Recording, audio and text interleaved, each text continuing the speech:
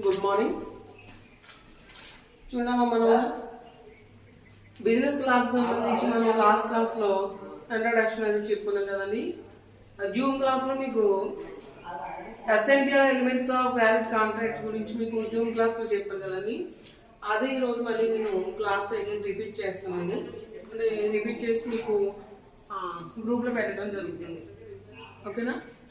సరే చూద్దాం. Essential elements of valid contract. essential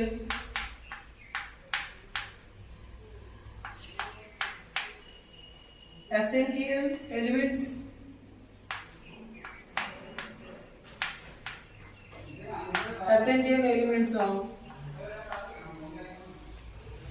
valid contract.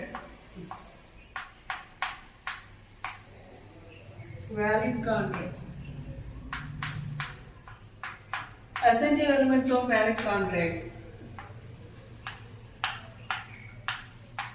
So first one is offer and acceptance.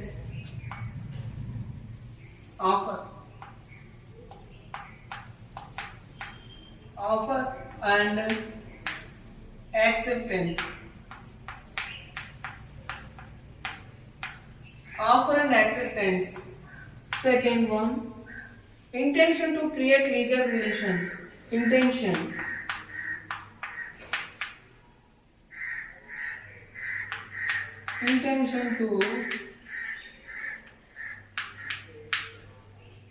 to create legal relations.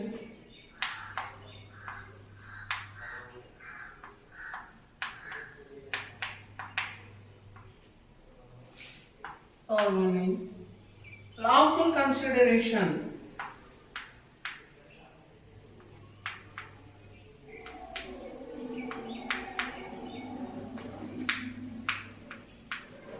Lawful consideration.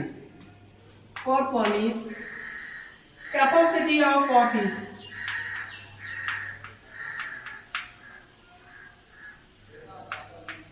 Capacity of parties. Fifth one, free consent. Free consent.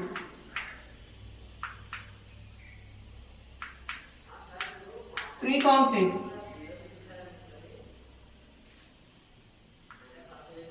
Free consent. Lawful object. This one, lawful object.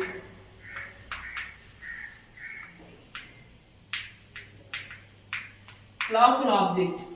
Seventh one is certainty. Certainty.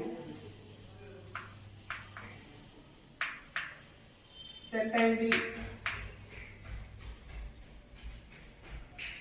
8. Possibility of performance.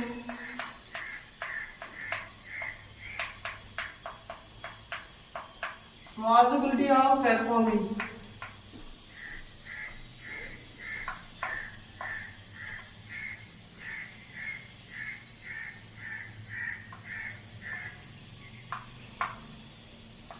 Possibility of performance.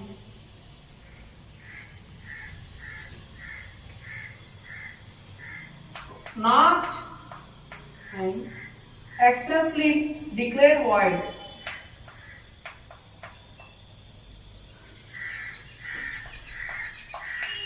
Not expressly declared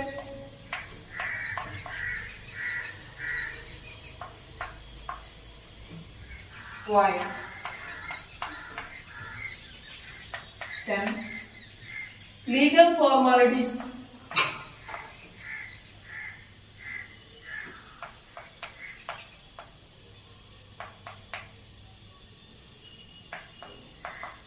Legal formalities. So, ఇవి essential elements of valid contract అంటారు. ఓకేనా? సక్రమమైన contract ఆవశ్యకాలు. కానీ మన class లో contract అంటే ఏంటి, agreement ఏంటి అనేది గురించి మనం డిస్కస్ చేయడం జరిగిందండి. సో కాబట్టి సెక్షన్ 2 సబ్సెక్షన్ H ప్రకారం according to section 2 subsection H ప్రకారం a contract as an agreement enforceable by law అంటారు. ఓకేనా. సెక్షన్ 2 సబ్సెక్షన్ H ప్రకారం a contract as an agreement enforceable by law అంటే అమలు పరచడానికి అవకాశం కలిగి ఉన్నటువంటి ఒప్పందాన్ని కాంట్రాక్ట్ అంటారు. ఓకేనా. సెక్షన్ 2 సబ్సెక్షన్ H ప్రకారం అమలు పరచడానికి అవకాశం కలిగి ఉన్నటువంటి ఒప్పందాన్ని కాంట్రాక్ట్ అంటారు. కాబట్టి కాంట్రాక్ట్ లో మనకి 2 ఎలిమెంట్స్ ఉంటాయండి. ఏంటంటే అవి అగ్రిమెంట్ ఉంటుంది. అగ్రిమెంట్ ఎన్ఫోర్సబుల్ బై లా అంటారు. ఇంకోటి second one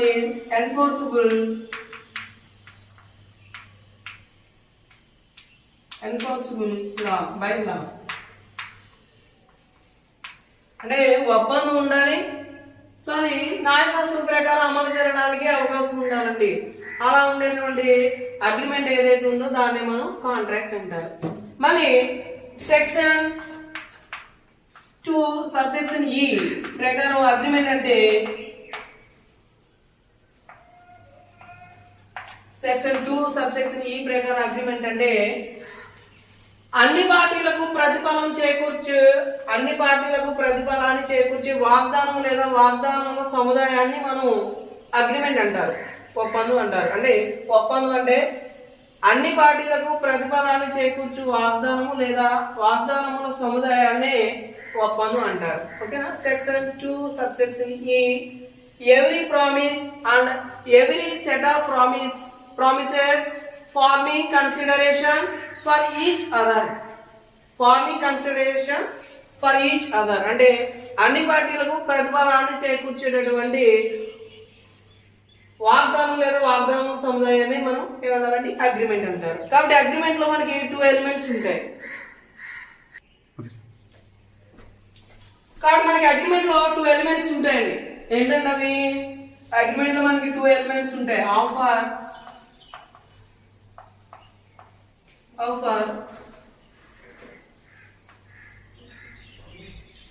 and second one is offer and acceptance.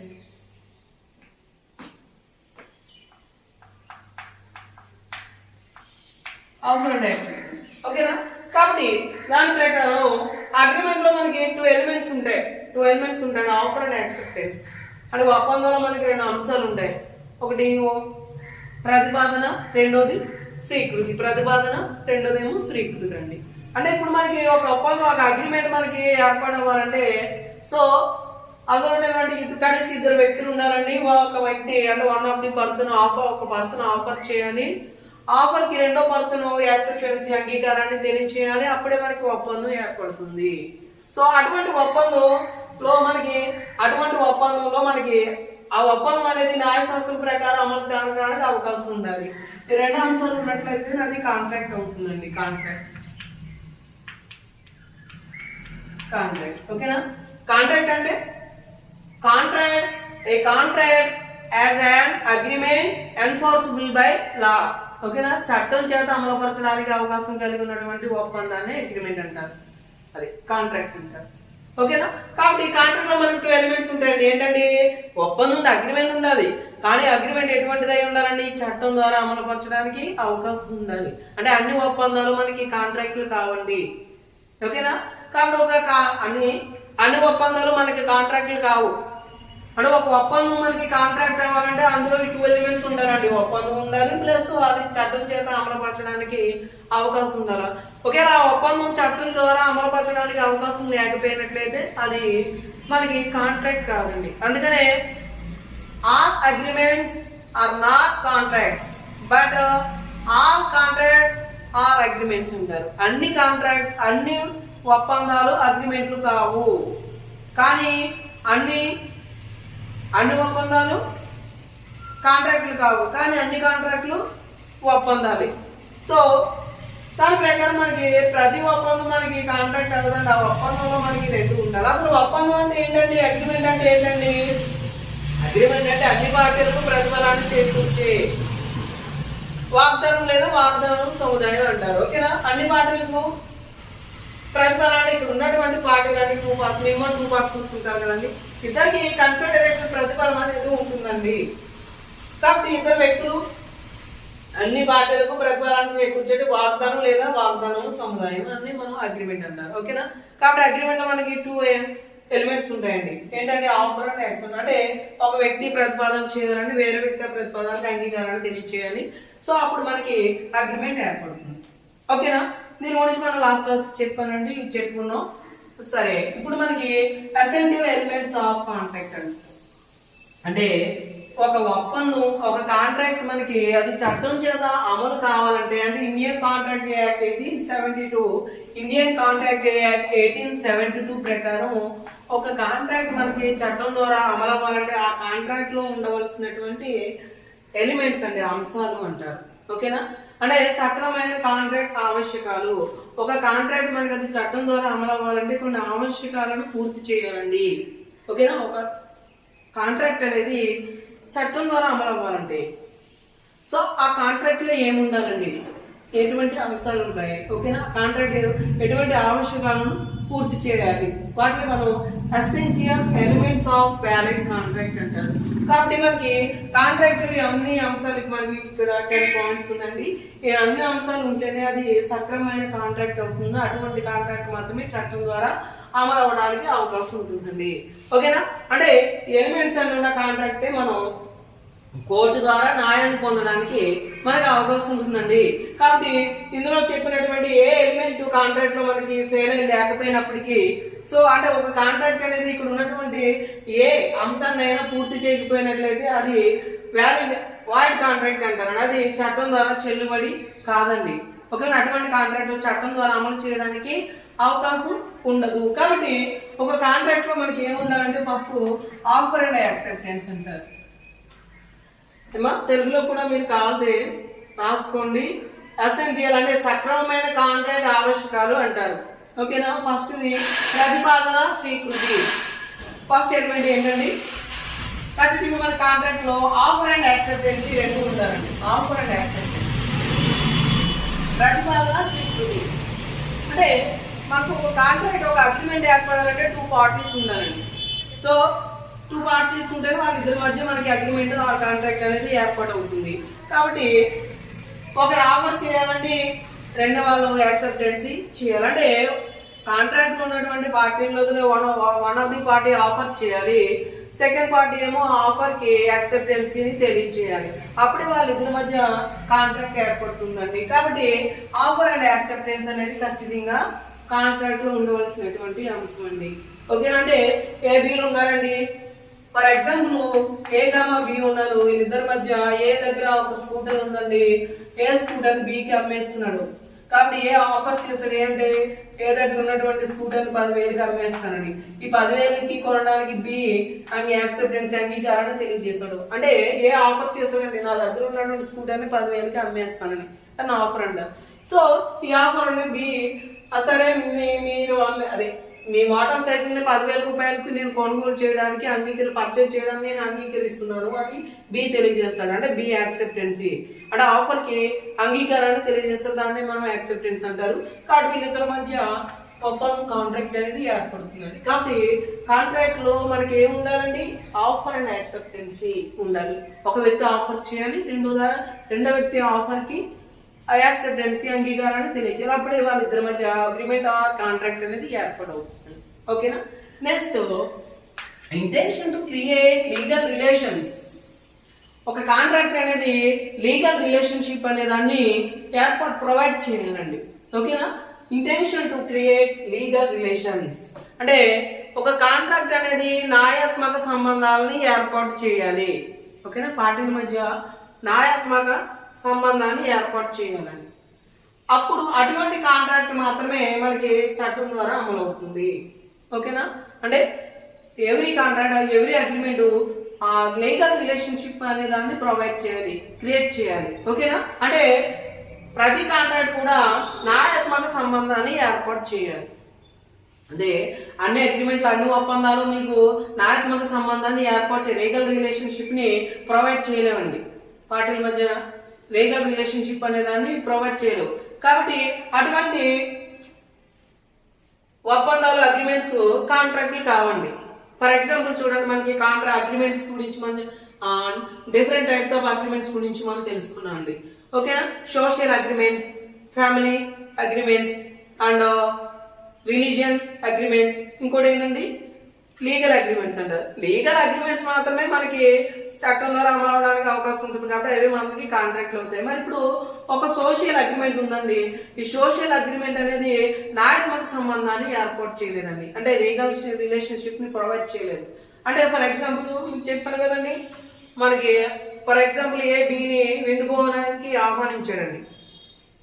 ఆహ్వానించినప్పుడు ఏ బిని ఆహ్వానించాడు, సో ఇన్వైట్ చేస్తాడు విందు భోజనానికి. కాబట్టి బి వెళ్ళిన తర్వాత ఏ డిన్నర్ ఏర్పాటు చేయలేదండి. ఓకేనా? బి వెళ్ళాడండి ఏ ఇంటికి, వెళ్ళిన తర్వాత ఏ డిన్నర్ ఏర్పాటు ప్రొవైడ్ చేయలేదు. అప్పుడు మరి బి ఏ పైన కేసు వేయగలండి. కోర్టులో కేసు వేసి నాకు నన్ను భోజనానికి పిలిచాడు, డిన్నర్కి పిలిచాడు, నాకు డిన్నర్ ఏర్పాటు చేయలేదు కాబట్టి నాకు న్యాయం చేయండి అని మన కోర్టులో కేసు వేయడానికి అవకాశం ఉంటుందని ఉండదు. ఒకవేళ వేసిన ఆ కోర్టు ఏం చెప్తుందండి, సో అతను భోజనం పెడితే తినవే, లేకపోతే లేదు దీనికి నీకు న్యాయం మేమే న్యాయం చెప్తామని చెప్తారు. కాబట్టి అది కోర్టు ద్వారా మనం అమలు చేయడానికి అవకాశం లేదండి సోషల్ అగ్రిమెంట్స్. కాబట్టి ఆ సోషల్ అగ్రిమెంట్స్ మరి మనకి కాంట్రాక్ట్లు అవుతాయండి? అవ్వు.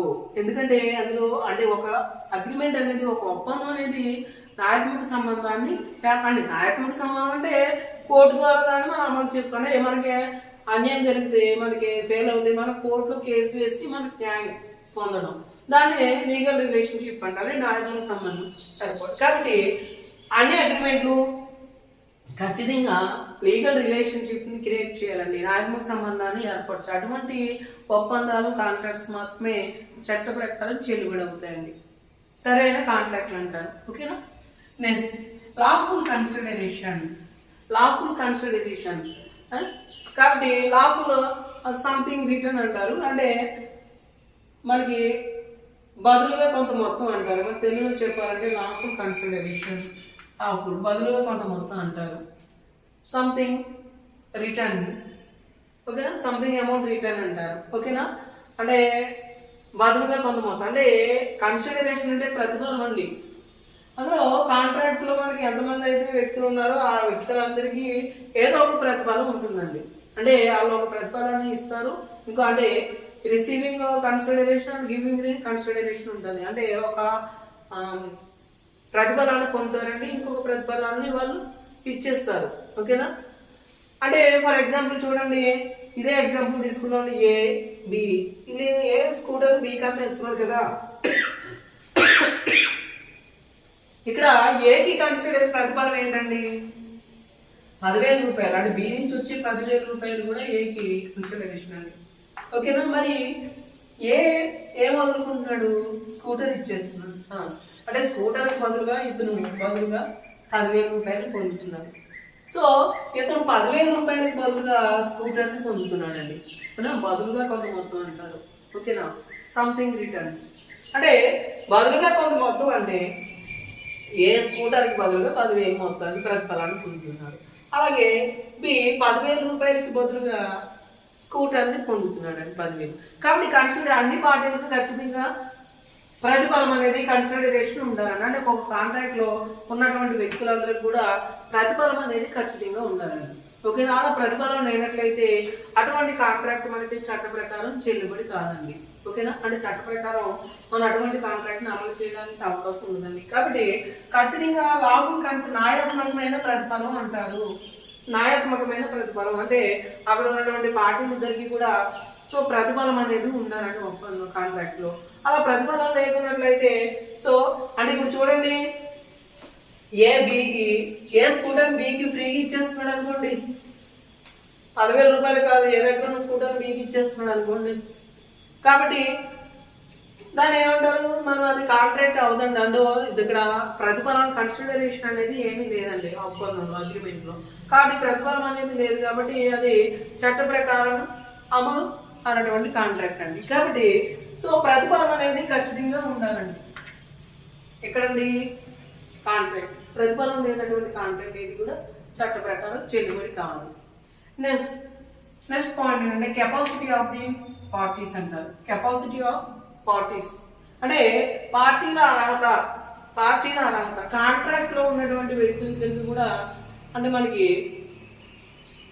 ఎలిజిబిలిటీ క్వాలిఫికేషన్స్ అనేవి ఉండాలండి. అంటే ప్రతి వ్యక్తితోటి మనం ఒప్పందం చేసుకున్నట్లయితే అది చెల్లుబడి కాదండి. అంటే కెపాసిటీ అని పార్టీల అర్హత అంటారు. అంటే ఏబీలు ఉన్నారంటే ఏబీల మధ్య ఒక కాంట్రాక్ట్ జరుగుతుంది, లేదా ఎక్స్వై మధ్య ఒక కాంట్రాక్ట్ XY. ఇప్పుడు X మధ్య ఒక కాంట్రాక్ట్ జరిగినప్పుడు వీళ్ళిద్దరు కూడా ఈ X ప్లస్ Y, X మరియు Y అనే వాళ్ళు వీళ్ళిద్దరికి కూడా క్వాలిఫికేషన్ ఎలాంటి వీళ్ళిద్దరు ఒప్పందం చేసుకోవడానికి ఒక క్వాలిఫికేషన్ ఉండాలండి వీళ్ళకి. అంటే ఇప్పుడు మనం మైనర్ తోటి కాంట్రాక్ట్ మైనారిటీ యాక్ట్ ప్రకారం మైనర్ తోటి మనం ఒప్పందం కాంట్రాక్ట్ చేసుకుంటే అది చట్ట ప్రకారం చెల్లదండి. ఓకేనా? అంటే 18 సంవత్సరాలు నిండని వ్యక్తిని మనం మైనర్ అంటారు. మరి మైనర్ కు మనం ఒప్పందం చేసుకున్నాం అనుకోండి, అది చట్ట ప్రకారం మనకి చెల్లదండి. మరి అటువంటి ఒప్పందం మనకి సో ఏమవుతుందండి? కాంట్రాక్ట్ అవుతుందా? సక్రమమైన కాంట్రాక్ట్ కాదు, కాబట్టి చట్టం ద్వారా దాన్ని అమలు చేయలేమండి. ఓకేనా? కాబట్టి వాయిడ్ కాంట్రాక్ట్ వ్యాలిడ్ కాదు, వాయిడ్ కాంట్రాక్ట్ అవుతుంది, చెల్లని కాంట్రాక్ట్ అవుతుంది. కాబట్టి మనకి ఖచ్చితంగా పార్టీకి అర్హత ఉండాలంటే అంటే ఇప్పుడు మనం ఏబీని కూడా ఇద్దరు కూడా మెజారిటీ వయసు పొందినవారు అంటే మైనస్ అయి ఉండకూడదండి. అలాగే మధ్య స్థిమితం లేదంటే మెంటల్ కండిషన్ అనే వాళ్ళు సరిగ్గా లేకపోవడం. అంటే ఇప్పుడు X అనే వ్యక్తి Y అనే వ్యక్తి మెంటల్ కండిషన్ అనేది సరిగా ఉండదండి. మరి అటువంటి వ్యక్తితోటి ఒప్పందాన్ని చేసుకున్నాడు అనుకోండి, మరి అది చెల్లుబడి అవుతుందండి, చట్ట ప్రకారం చెల్లదు. కాబట్టి మైనర్ తోటి చేసుకున్నటువంటి కాంట్రాక్ట్ చెల్లదండి. అలా ఒక మధ్యభ్రమణం చెందినటువంటి వ్యక్తితోటి ఓకేనా అంటే మెంటల్ కండిషన్ సరిగా లేని వ్యక్తితో మనం ఒప్పందం చేసుకున్నామంటే ఆ మధ్యస్థిమతం అంటే అతను మెంటల్ కండిషన్ బాగలేదు కాబట్టి అతనితోటి కాంట్రాక్ట్ అంటే అతనితో మనం ఒప్పందం చేసుకుని అతను అర్హుడు కాదండి, క్వాలిఫికేషన్ లేదు అతనికి. ఓకేనా? అంటే ఫిజికల్ గా కరెక్ట్ గా ఉండాలి, మెంటల్లీ అండ్ ఫిజికల్ గా అతను కరెక్ట్ గా ఉండాలండి. అలా కావాలి ఫిజికల్ గా కరెక్ట్ లేని మెంటల్ కండిషన్ అది లేనటువంటి వ్యక్తితోటి మనం ఒప్పందం చేసుకుంటే దాన్ని మనకి కోర్టు ద్వారా మనం న్యాయం జరగాలంటే ఏమి జరగదండి. ఓకేనా? కాబట్టి పార్టీల అర్హత ఖచ్చితంగా కాంట్రాక్ట్ ఏర్పాటు చేసుకోవడానికి పార్టీలకు అర్హత అనేది ఉండాలండి. అంటే మనం మైనర్ తో చేసుకునేటువంటి ఫర్ ఎగ్జాంపుల్ మైనర్ తో కాంట్రాక్ట్ చేయలేదండి, ఇద్దరు మేజర్స్ ఉండాలి, అలాగే ఇద్దరు మెంటల్ కండిషన్ సరిగ్గా ఉండాలి. ఒక మధ్యప్రమణం చెందిన వ్యక్తితోటి మనం అంటే అతనితో మనం కాంట్రాక్ట్ చేయడానికి అర్హత లేదండి అతను. ఓకే, అటువంటి వ్యక్తితో మన కాంట్రాక్ట్ అది కూడా చెల్లదండి. కాబట్టి కెపాసిటీ ఆఫ్ ది పార్టీలకు అర్హత ఉండాలండి, క్వాలిఫికేషన్ అనేది ఖచ్చితంగా ఉండాలి కాంట్రాక్ట్ లో ఇద్దరు వ్యక్తులకు కూడా. నెక్స్ట్ ప్రీ కాన్సెంట్ అంటారు, స్వేచ్ఛా సమ్మతి. తెలుగులో మనకి ప్రీ కాన్సెంట్ మీన్స్ స్వేచ్ఛా సమ్మతి. ఈ స్వేచ్ఛా సమ్మతి అంటే కాంట్రాక్ట్ పార్టీలు ఇద్దరు కూడా మనస్ఫూర్తికంగా ఆ కాంట్రాక్ట్ ని అంగీకరించాలండి. అంటే పార్టీల కలయిక, మనసుల కలయిక అంటారు. కాంట్రాక్ట్ పార్టీల మనసుల కలయికనే స్వేచ్ఛా సమ్మతి అంటారు. ఇద్దరు కూడా అంటే కాంట్రాక్ట్ లో ఉన్నటువంటి ఏబీలు లేదా ఎక్స్ఐ ఇద్దరు కూడా వీళ్ళు మనస్ఫూర్తికంగా కాంట్రాక్ట్ ని అంగీకరించాలండి. ఓకేనా? అలా అంగీకరించినట్లయితే దాన్నేమో స్వేచ్ఛ సమ్మతి ప్రీ కాన్సెంట్ అంటారు. అలా కాకుండా బలవంతంగా కనుక మనం ఒప్పించినట్లయితే మనకి అది దాంట్లో స్వేచ్ఛ సమ్మతి లేదంటారండి. అటువంటి కాంట్రాక్ట్ చట్ట ప్రకారంగా మనకు చెల్లదండి. అంటే ఇప్పుడు ఫర్ ఎగ్జాంపుల్ చూడండి, ఏబీలో ఉన్నారు.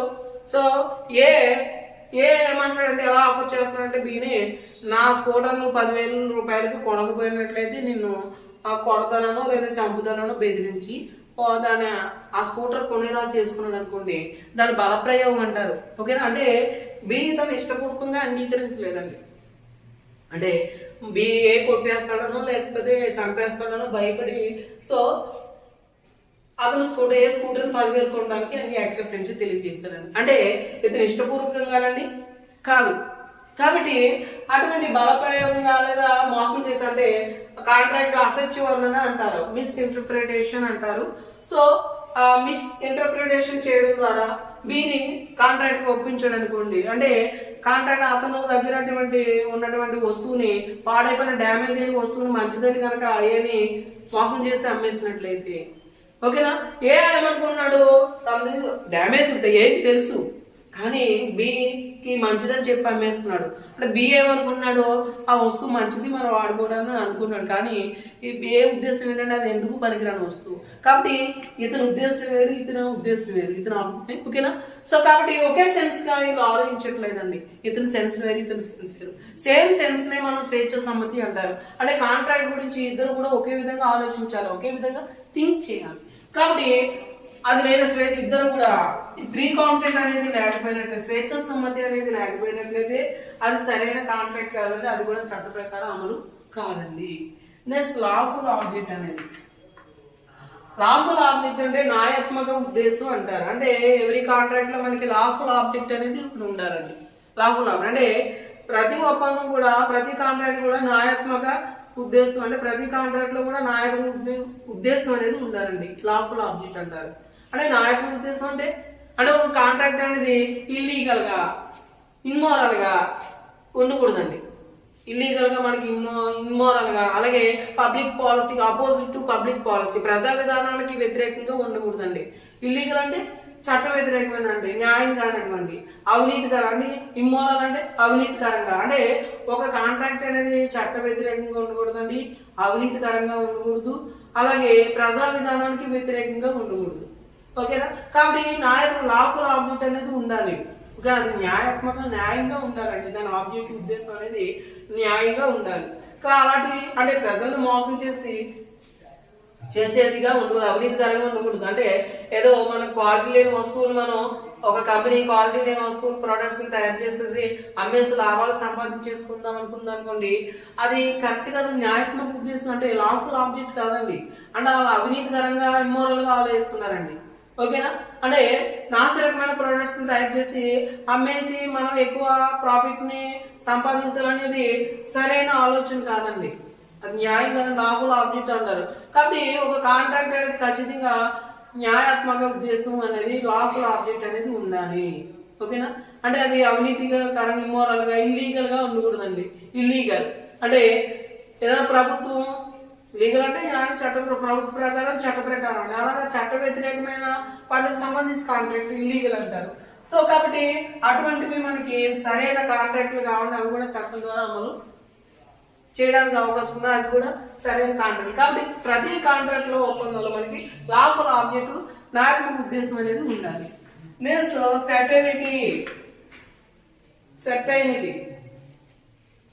సర్టైనిటీ అంటే నిర్దిష్టంగా ఉండాలండి. ప్రతి కాంట్రాక్ట్ కూడా మనకి నిర్దిష్టంగా ఉండాలి.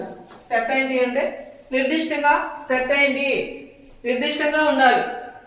అంటే నిర్దిష్టంగా అంటే మనకి చూడండి, కాంట్రాక్ట్ అనేది క్లారిటీగా ఉండాలి. ఏబీల మధ్య, ఫర్ ఎగ్జాంపుల్ ఏ గమా ఇద్దరు కూడా ఒక కాంట్రాక్ట్ ఒప్పందం చేసుకున్నారు.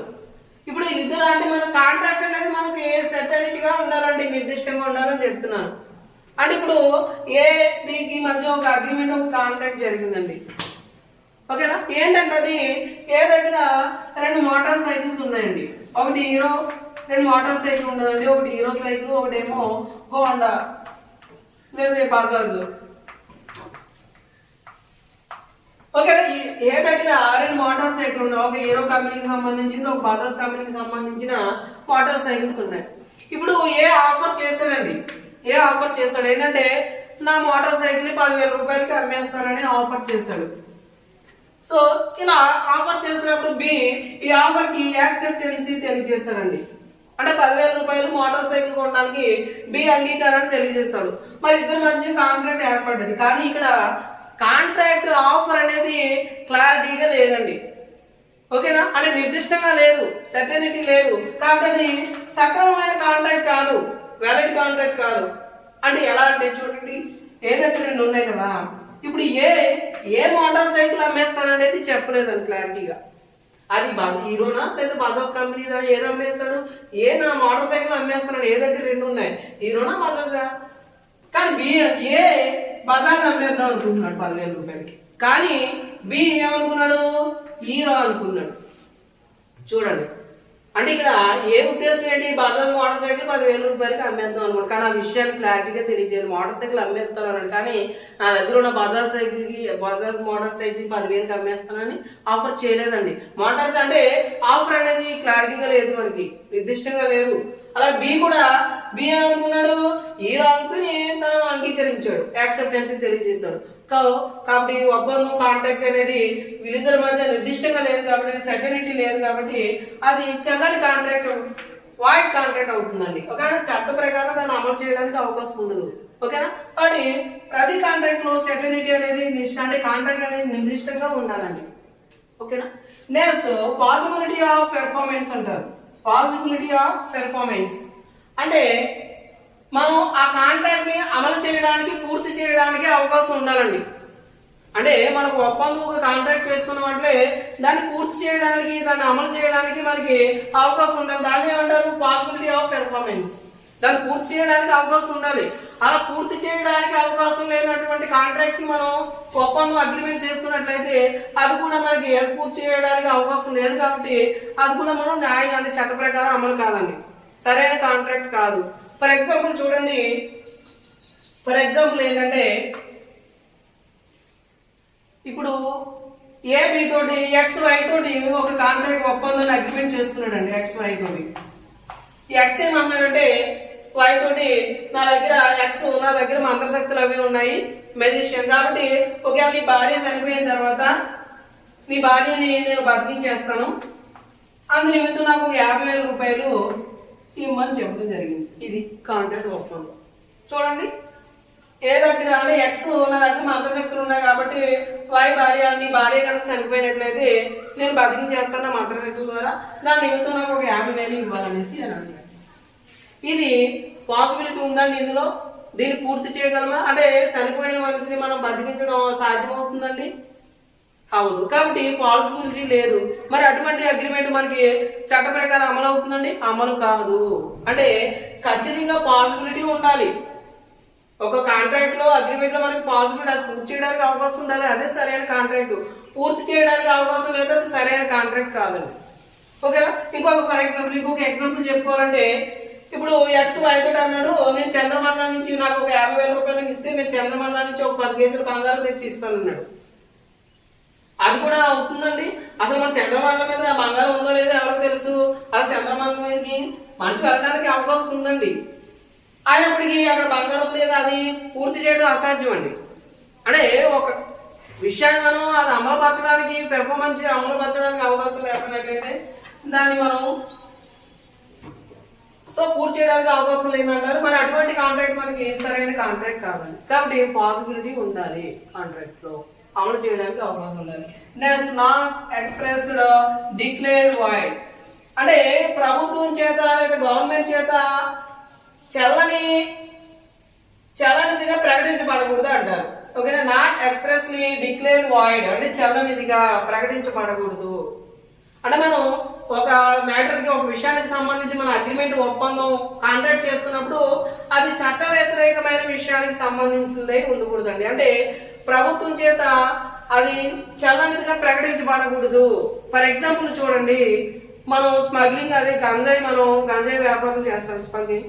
అయితే ప్రభుత్వం గంజాయి వ్యాపారం చేయకూడదండి, అది నిషేధించింది, చట్ట వ్యతిరేకం. అది డిక్లేర్ చేసింది కాబట్టి అటువంటి దానికి సంబంధించి మనం కాంట్రాక్ట్ చేసుకున్నాం అనుకోండి, అది మనం న్యాయం జరగడం కాదండి. మనం అటువంటి దాన్ని చేసినందుకు మనం ముందుగా కేసు మనల్ని స్టేషన్ లో పడేస్తారు. ఓకేనా? అంటే ఇప్పుడు సిగరెట్స్, గుట్కాలు ఇవన్నీ కూడా బ్యాన్ చేస్తుందండి.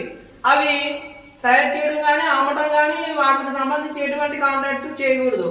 లేదా పాకిస్తాన్ నుంచి మనం ఏవో మిసైల్స్ కొనడానికి అంటే లీగల్ కాకుండా ఇల్లీగల్ గా మనం పాకిస్తాన్ లో ఉన్న వ్యక్తితో మనం ఏదో వస్తువులు కొనుగోలు చేయడానికి మనం ఒప్పందం కాంట్రాక్ట్ చేసుకున్నాం అండి. కానీ పాకిస్తాన్ తో మనకి మన ఇండియా పాకిస్తాన్ తో మనకి వ్యాపారం చేయకూడదు, బిజినెస్ అనేది మనకి చేయకూడదు అనేది నిషేధించింది, డిక్లేర్ చేసింది. కాబట్టి మరి పాకిస్తాన్ లో ఉన్న బిజినెస్ మ్యాన్ తో మనం ఒక అగ్రిమెంట్ చేసుకున్నాం అనుకోండి, అది చట్ట ప్రకారం చెల్లదు. ఎందుకంటే ప్రభుత్వం చేత అది చల్లనిదిగా ప్రకటించబడింది. మరి అటువంటి ప్రభుత్వం చేత చల్లనిదిగా ప్రకటించబడినటువంటి ఏ కాంట్రాక్ట్ మన ఒప్పందం విషయానికి సంబంధించి మనం కాంట్రాక్ట్ చేస్తున్నాం, సో అది చట్ట ప్రకారం అమలు కాదు కాబట్టి అది సరైన కాంట్రాక్ట్ కాదండి. ఓకేనా? నెక్స్ట్, లీగల్ ఫార్మాలిటీస్ అంటే ఖచ్చితంగా మనకు ఒక కాంట్రాక్ట్ లో లీగల్ ఫార్మాలిటీస్ అనేవి ఉండాలి. చట్టపరమైన లాంఛనాలు అంటారు. అంటే మనకి కాంట్రాక్ట్ అనేది ఓరల్ గా ఉండకూడదండి, రిటర్న్ గా ఉండాలి. అంటే నోట్ మాటల ద్వారా మనం కాంట్రాక్ట్ చేసుకుంటే దానికి ఎటువంటి ప్రూఫ్ ఉండదండి. ఖచ్చితంగా అగ్రిమెంట్ అనేది లేదా కాంట్రాక్ట్ అనేది సో ఎలా ఉండాలంటే రిటర్న్ గా ఉండాలండి, అంటే వ్రాతపూర్వకంగా ఉండాలి. ఇంకా మనం దేని మీద పడితే దాని మీద రాసేసుకుంటే అది కాంట్రాక్ట్ అవుతుంది. ఇప్పుడు మనకి అది మనీకి సంబంధించినట్లయితే మనకి బాండ్ పేపర్ అంటే రెవెన్యూ పేపర్స్ మీద లేదా రెవెన్యూ స్టాంపు అంటే రిటర్న్ గా ఉండాలి. దాని మీద అవసరమైతే ఆ అమౌంట్ బట్టి మనం రెవెన్యూ స్టాంపును అతికించాలండి. అలాగే ఆ కాంట్రాక్ట్ పార్టీ ఇద్దరు దాని మీద సిగ్నేచర్ చేయాలండి. ఇద్దరు సంతకాలు ఉండాలి. కాంట్రాక్ట్ ఆఫర్ అండ్ యాక్సెప్టెన్స్ ఇద్దరు పార్టీల యొక్క సిగ్నేచర్స్ కూడా ఆ ఒప్పందంలో కాంట్రాక్ట్ లో ఉండాలి. ఇవన్నీ కూడా లీగల్ ఫార్మాలిటీస్ అంటారు, చట్టపరమైన లాంఛనాలన్నీ ఉంటారు. ఇవన్నీ ఉంటేనే అది సరైన కాంట్రాక్ట్ అవుతుందండి. అది మాత్రం సరే. కాబట్టి ఒక కాంట్రాక్ట్ లో ఈ అంశాలు ఎలిమెంట్స్ అన్ని ఉంటేనే అది సరైన కాంట్రాక్ట్ అవుతుందండి. అదే చట్ట ప్రకారం అమలు అవుతుంది. ఇందులో ఏది మిస్ అయినప్పటికీ అది సరైన ఒప్పంద అగ్రిమెంట్ కాదు, అది కాంట్రాక్ట్ అవుతుంది. ఏంటి సార్